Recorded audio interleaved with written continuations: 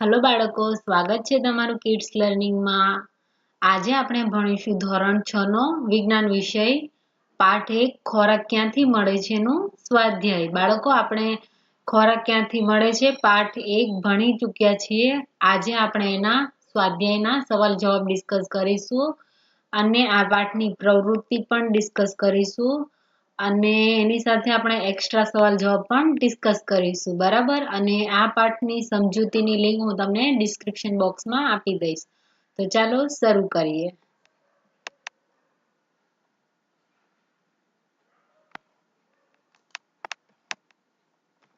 પ્રશ્ન 1, તમને એવું લાગે છે કે દરેક સજીવને સમાન ખોરાકની જરૂરિયાત હોય છે? તો બાળકો, એનો જવાબ આપણે અહીં આપ્યો છે। તો એનો જવાબ શું આવશે? ના, દરેક સજીવને સમાન ખોરાકની જરૂરિયાત હોતી નથી। તૃણાહારી પ્રાણીઓ, માંસાહારી પ્રાણીઓ અને મિશ્રાહારી પ્રાણીઓનો ખોરાક સ્વાભાવિક રીતે અલગ અલગ હોય છે, બરાબર બાળકો। આપણે આ બધી વસ્તુઓ પાઠમાં ડિસ્કસ કરી ચૂક્યા છીએ કે તૃણાહારી પ્રાણીઓ કોને કહેવાય, માંસાહારી કોને કહેવાય, મિશ્રાહારી કોને કહેવાય, બરાબર બાળકો। તો આપણે ઓલરેડી આ બધી વસ્તુઓને પાઠમાં ડિસ્કસ કરી ચૂક્યા છીએ। હવે માત્ર અહીં આપણે સવાલ જવાબ જોવાના રહેશે, બરાબર બાળકો।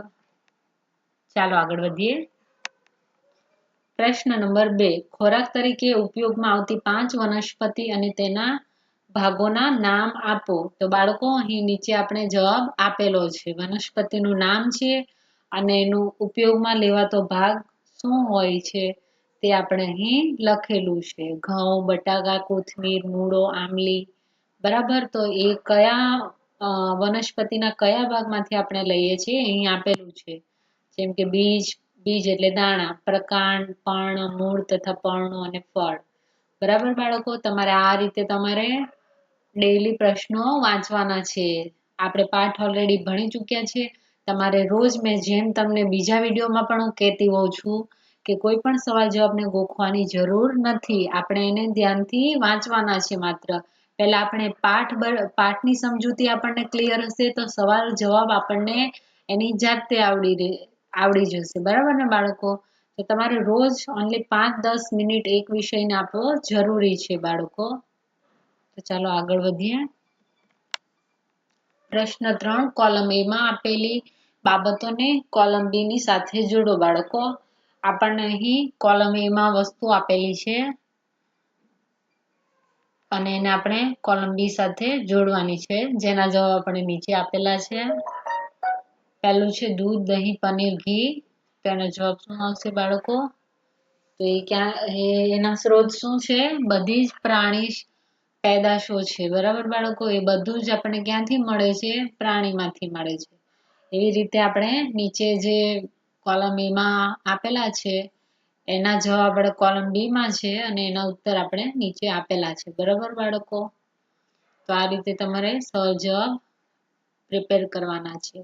કોઈ પણ વસ્તુ બાળકો ગોખવાની જરૂર પડશે જ નહીં। તમે 1-2 વાર કોઈ પણ ક્વેશ્ચન એકવાર વાંચશો તો નેક્સ્ટ ટાઈમ જ્યારે પણ તમે એક્ઝામના આગલા દિવસે વાંચશો તો તમને ઓટોમેટિક એના જવાબો આવડી જશે બાળકો, કે હા આ તમે વાંચ્યું હતું, બરાબર બાળકો। ચાલો આગળ વધીએ। પ્રશ્ન 4, આપેલા શબ્દો વડે ખાલી જગ્યા પૂરો। બાળકો, મેં તમને ઘણીવાર હું વાત કરતી હોઉં છું કે પ્રશ્ન એક ને એક જ હોય છે પણ એને પૂછવાનો તરીકો અલગ અલગ હોય છે। જેમ કે કોઈ ખાલી જગ્યા હોય છે તો ક્યારેક આપણને વિકલ્પો તરીકે સવાલ આવે છે, તો ક્યારેક વ્યાખ્યા તરીકે આવે છે, તો ક્યારેક ટૂંકા પ્રશ્ન રૂપે આવે છે, બરાબર બાળકો। પણ એના જવાબ સેમ જ આવતા હોય છે। તો અહીં ખાલી જગ્યા આપેલી છે જેના આપણે જવાબ પૂરવાના છે, તો એના જવાબ આપણે નીચે આપેલા છે, બરાબર બાળકો। જે તમારે રેડી કરવાના રહેશે બાળકો। તમે પાઠમાં ધ્યાનથી બધું સાંભળ્યું હશે, સમજ્યું હશે તો આ જવાબ તમારા માટે એકદમ ઈઝી રહેશે, બરાબર બાળકો। તમારે આ જવાબ જોવાની પણ જરૂર નહીં પડે જો તમે સમજ્યા હશો, પણ આપણે તમને વધારે ખ્યાલ આવે અને ક્લિયર થાય એટલા માટે અહીં ઉત્તર આપ્યા છે, બરાબર બાળકો। ચાલો આગળ વધીએ।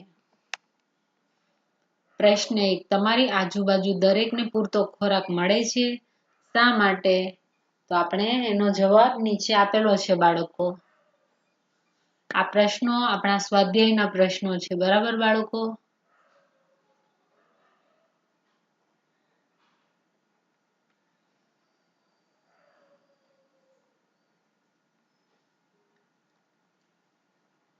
આ બધા જ પ્રશ્નોમાંથી બાળકો તમને કોઈ પણ સવાલ એક્ઝામમાં પૂછાઈ શકે. જો હું કહું છું એ રીતે તમે તમારું ટાઈમ ટેબલ બનાવશો કે જ્યારે પણ તમે પાઠ શીખો ત્યારે 5 થી 10 મિનિટ માત્ર આ સવાલ જવાબોને આપશો તો એક્ઝામના દિવસે તમારે વાંચવાની પણ જરૂર નહીં પડે. એકવાર તમે ઓનલી સવાલ જવાબને જોશો એટલે તમને યાદ આવી જશે કે આ તો મેં વાંચેલું છે. બરાબર બાળકો, ચાલો આગળ વધીએ.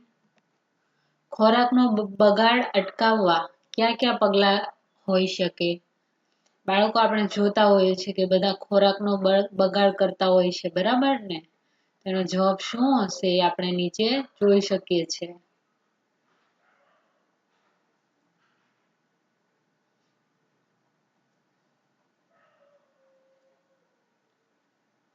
બાળકો આ પાઠમાં આપણે બધું ભણી ચૂક્યા છીએ, માત્ર તમને વધારે ક્લિયર થાય એટલા માટે આપણે સવાલ જવાબો અહીં આપ્યા છે, બરાબર? ચાલો આગળ વધીએ. બાળકો આ બધા હવે આપણે એક્સ્ટ્રા સવાલ જવાબ વાંચીશું, બરાબર? નીચેના દરેક પ્રશ્નના ઉત્તર માટે આપેલા વિકલ્પોમાંથી સાચો વિકલ્પ શોધો. તો બાળકો અહીં સવાલ જવાબ છે, જેના સવાલ છે અને એના નીચે 4 ઓપ્શન આપ્યા છે. તો તમારે એ રીડ કરવાના છે. બરાબર બાળકો?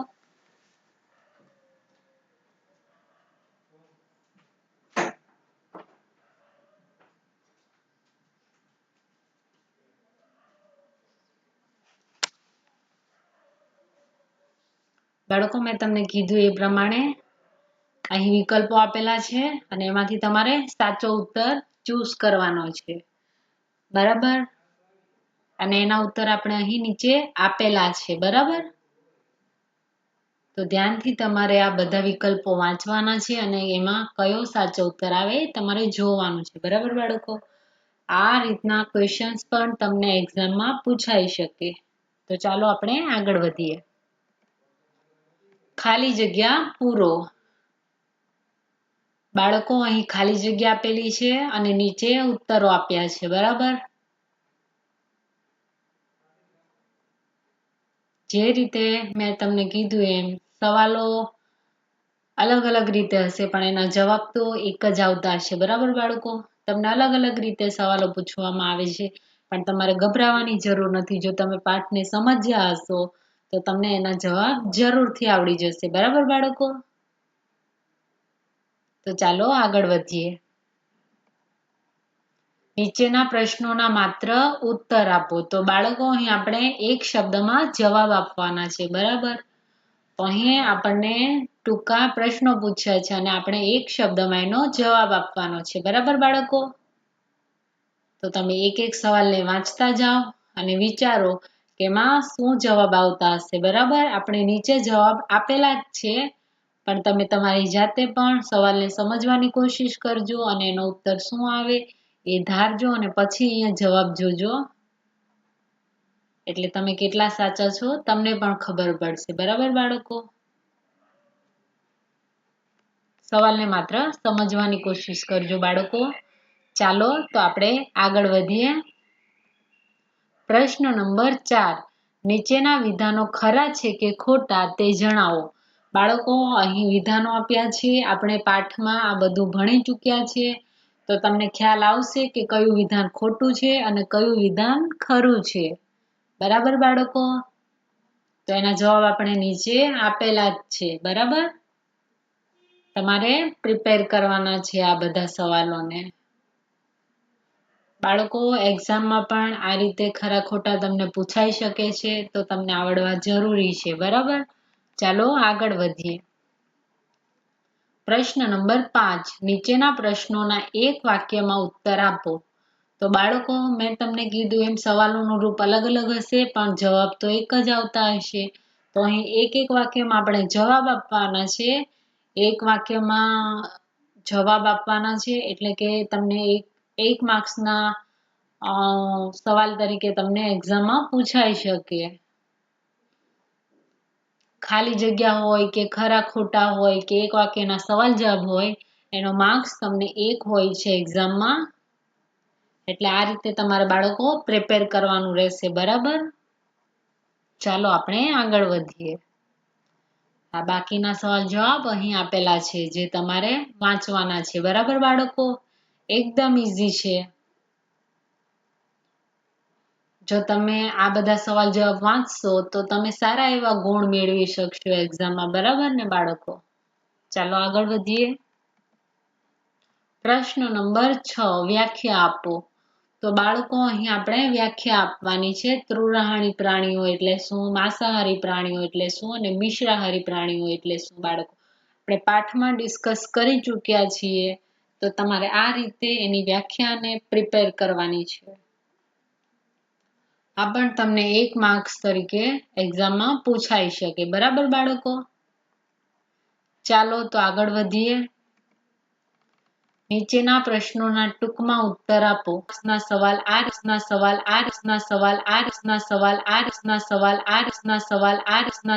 આ રીતે તમને પૂછાઈ શકે એક્ઝામમાં. બરાબર?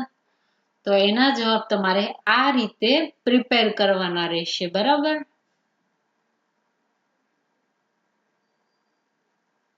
બાળકો, હું તમને વારંવાર કહેતી હોઉં છું કે કોઈ પણ સવાલ જવાબને ગોખવાની જરૂર નથી. તમારે માત્ર એને વાંચવાના છે અને એને સમજવાની કોશિશ કરવાની છે. આ બધું આપણે પાઠમાં ડિસ્કસ કરી ચૂક્યા છે.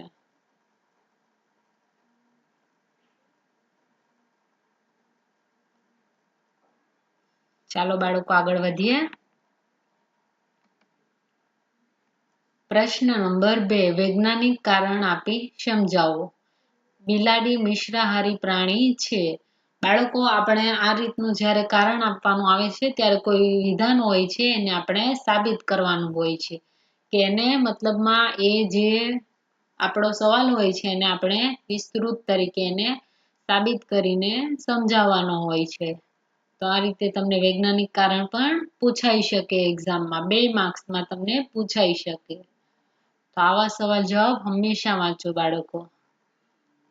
ચલો આગળ વધીએ. તફાવત આપો. તૃણાહારી પ્રાણીઓ અને માંસાહારી પ્રાણીઓ. બાળકો, તમને 2 થી 3 માર્ક્સમાં આ રીતના તફાવત પણ પૂછાઈ શકે. તો હંમેશા તફાવતને પ્રિપેર કરો. તમને દરેક પાઠમાં આ રીતે તફાવતો તો આવશે જ. અને આ રીતે મુદ્દા પાડીને તમે એક્ઝામમાં પણ આ રીતે લખવાનું રહેશે. બરાબર બાળકો? ચાલો આગળ વધીએ. વર્ગીકરણ કરો.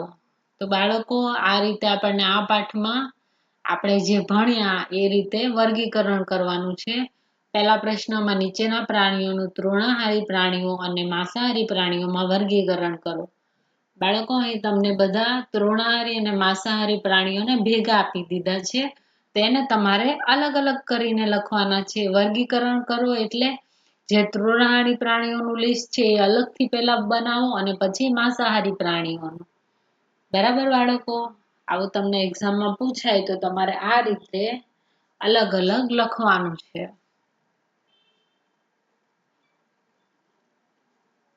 ચાલો બાળકો આગળ વધીએ. જોડકા જોડો. તો બાળકો, અહીં વિભાગ A અને વિભાગ 2 આપ્યો છે. ઘઉં, બાજરી, મકઈ. તો એમાં જવાબ શું આવશે? તો એ શું છે બાળકો? અનાજ છે. બરાબર? તો આ રીતે તલ, લવિંગ, મરી એ શું છે બાળકો? તો એ મસાલા છે. એ આપણને પણ ખબર છે. બરાબર? મગ, ચણા, તુવેર એ શું છે બાળકો? તો એ કઠોળ છે. બરાબર?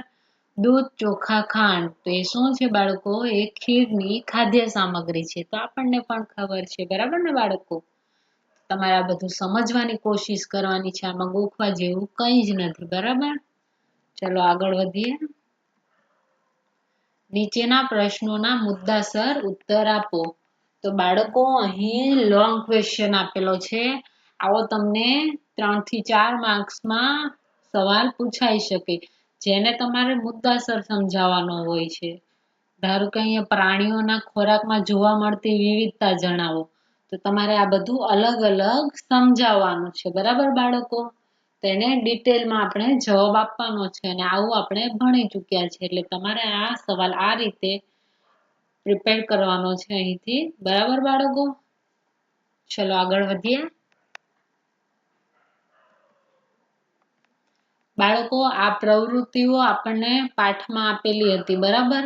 તમે પૂરી જ દીધી હશે. આપણે પાઠમાં સમજ્યા હતા એ રીતે મેં તમને સમજાવ્યું હતું ત્યાં, પણ તો પણ અમે અહીં તમને જવાબ આપ્યા છે. જો તમે પેન્સિલ વડે તમારી બુકમાં ના લખ્યું હોય તો તમે એ અહીંથી લખી શકો છો, બરાબર? પ્રવૃત્તિ નંબર આપણી 1 શું હતી? તમારા જુદા જુદા રાજ્યના મિત્રો દિવસ દરમિયાન જે ખોરાક ખાતા હોય તેની યાદી તૈયાર કરવી. તો બાળકો, અહીં નામ આપેલા છે, જે મેં તમને કીધું તું એ ક્યાં ક્યાંના છે તો એ લખવાનું, અને એની બાજુમાં એ લોકો રોજ શું ખાય છે એ સમજવાનું છે, બરાબર? આ એક સુખવિંદર સિંહભાઈ છે, પંજાબના છે. તો પંજાબમાં શું મળે બાળકો?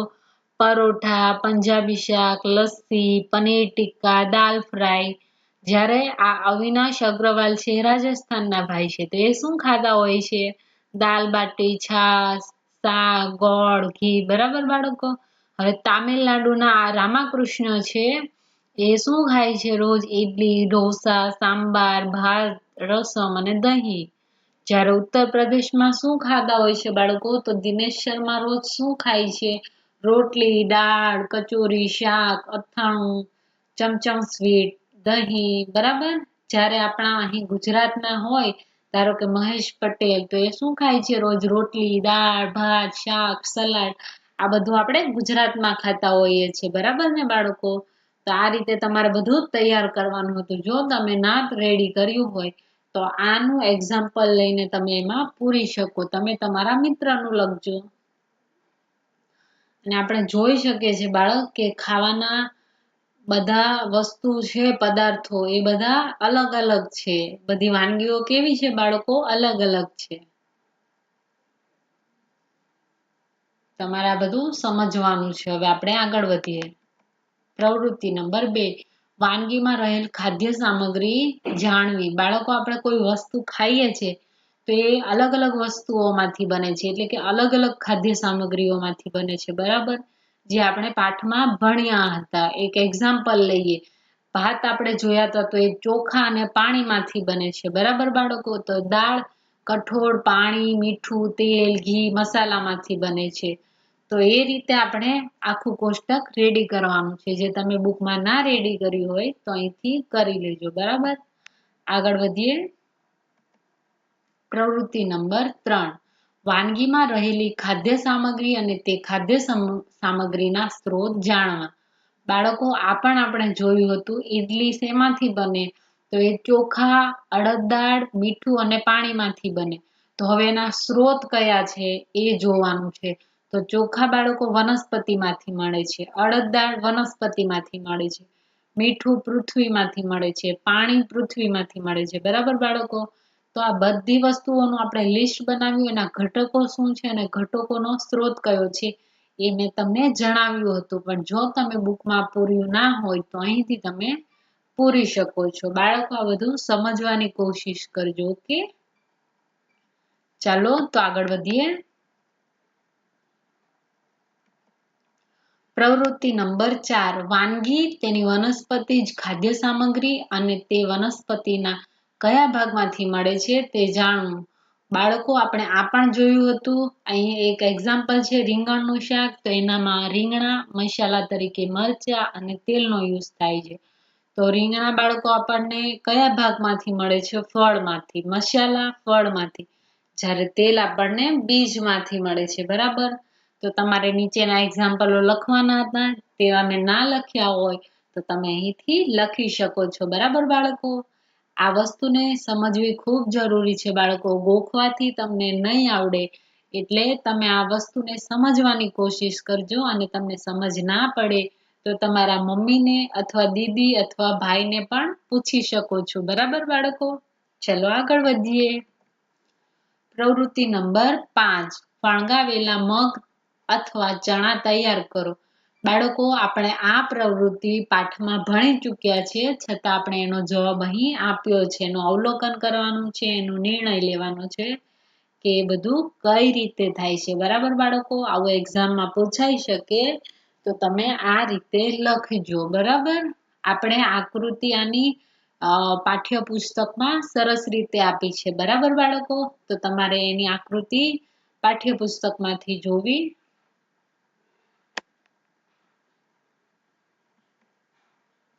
પ્રવૃત્તિ નંબર 6 આપેલ પ્રાણીઓના ખોરાક વિશેની માહિતી મેળવવી.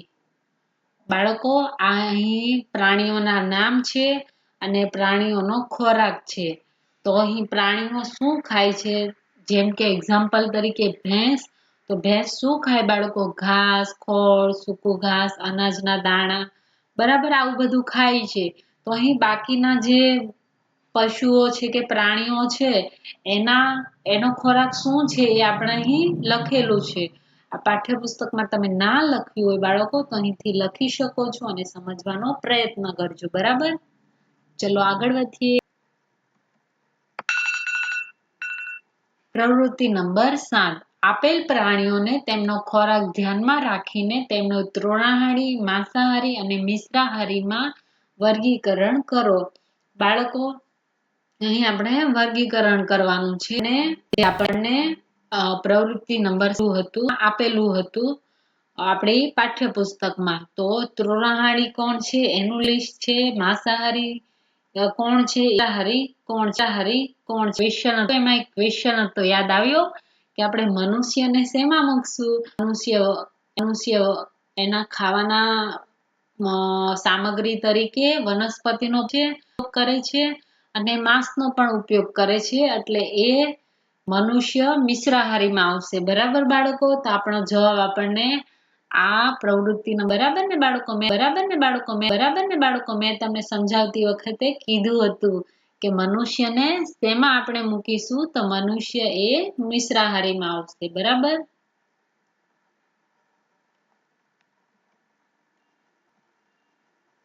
તો બાળકો આપણો આજનો આ સ્વાધ્યાય પૂરું થાય છે અને આ પાઠની સમજૂતી હું તમને, જો તમારે સમજવી હોય તમને ડિસ્ક્રિપ્શન બોક્સમાં આની લિંક આપી દઈશ. બરાબર, તો તમે પાઠને પહેલા સમજવાની કોશિશ કરજો અને પછી આ ક્વેશ્ચન આન્સર રીડ કરજો, એટલે તમને ઇઝીલી આ બધા જ સવાલ જવાબ આવડી જશે. બરાબર બાળકો, તો ચાલો આજે બસ આટલું જ. આપણે હવે નેક્સ્ટ વિડીયોમાં નેક્સ્ટ પાઠ લઈને આવીશું. બરાબર, ત્યાં સુધી બાય બાય, ટેક કેર.